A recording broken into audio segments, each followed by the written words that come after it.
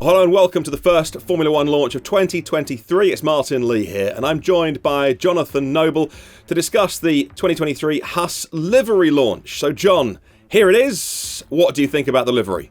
It's both the same and different, isn't it? It's very typically Haas. If you go back through all their history, apart from the rich energy year, they've always had this kind of white and black and red thing. But so from the front, it looks quite similar, but a lot more black. Obviously, MoneyGram have their influence, Palm Angels as well on the side. So it looks different. I think what will be fascinating to see that in that kind of extent of black is whether they stick to a nice painted finish, or are they going to go down the route that a lot of teams did last year and strip it back to the carbon fibre and save some weight.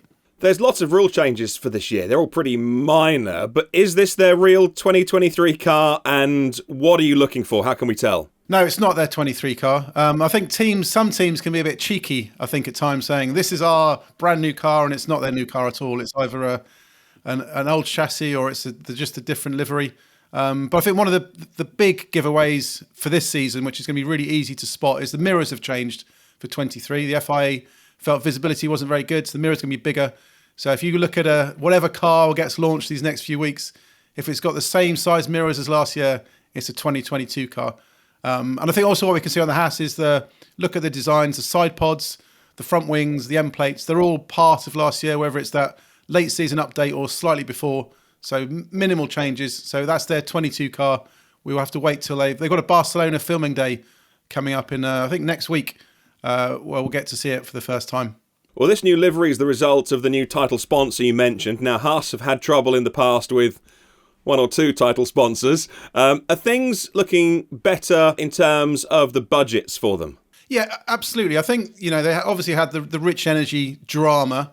I think even the day they signed that deal, I think people were questioning it and how would it last, but I don't think they expected it to collapse quite as quickly. Then obviously they went with Nikita Mazepin and his father. That didn't work out for reasons outside of, I think, that wasn't a reason inside of Haas's control.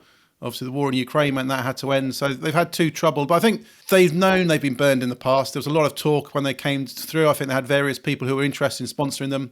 MoneyGram's a big company. They'll have been sure to have done their due diligence. So it's good for them. Bigger budget, can step forward. We've still got a cost cap in Formula One, but even for a team, any more cash is always welcome. Yeah, Steiner says it takes them right up towards the budget cap, so it'll be really interesting to see what they spend that money on. Now, Haas have gone for a more experienced driver lineup this year. Do you reckon that's too safe, or is it the right call? A bit of both, really. I mean, Nico Hülkenberg has obviously been signed to replace Mick Schumacher. He's been around a long time in Formula One, very, very safe pair of hands. But, when we have young talent coming in like Oscar Piastri, looks fantastic. We've seen the impact that people like Lando Norris have made. You do want to see this next generation come up. But equally, you can understand it from Haas's perspective. Mick Schumacher had a lot of crashes last year, caused some damage, cost a lot of points.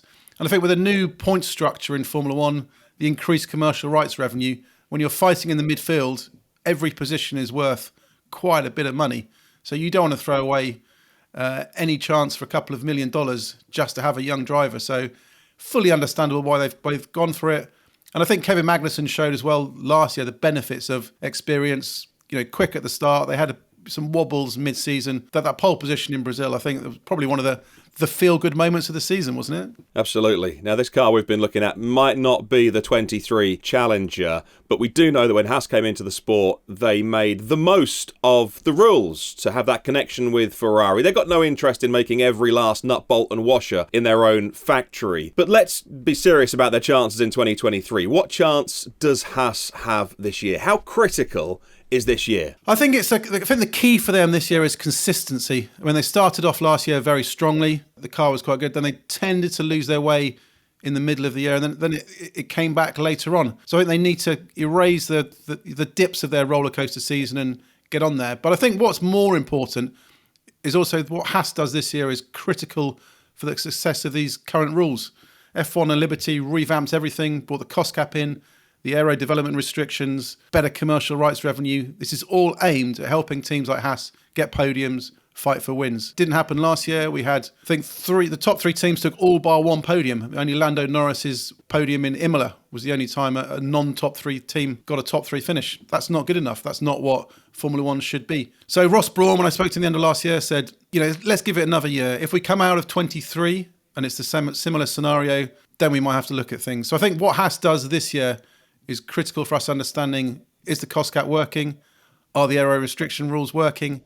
Can teams like Haas make a step forward? Because if they don't make progress this year, if things don't close up this year, then I think F1's going to have to dig quite deep to work out why a team like Haas, technical partnership with Ferrari, money to the budget cap, 2 experienced drivers, it has all it takes, should be fighting for podiums. So now it's got to deliver. Well, that is the first launch of the season done. Is it even a launch? Let us know what you think. What do you think of livery launches? A waste of time, or still good to get talking about Formula One again after a break? Well, here we go again. First one done, 9 more to go. And here are the dates of those upcoming launches. And we'll be covering all of them here on this channel. So don't forget to click on the subscribe button if you haven't done so already. We'll be back with the Red Bull launch on Friday, 3rd of Feb.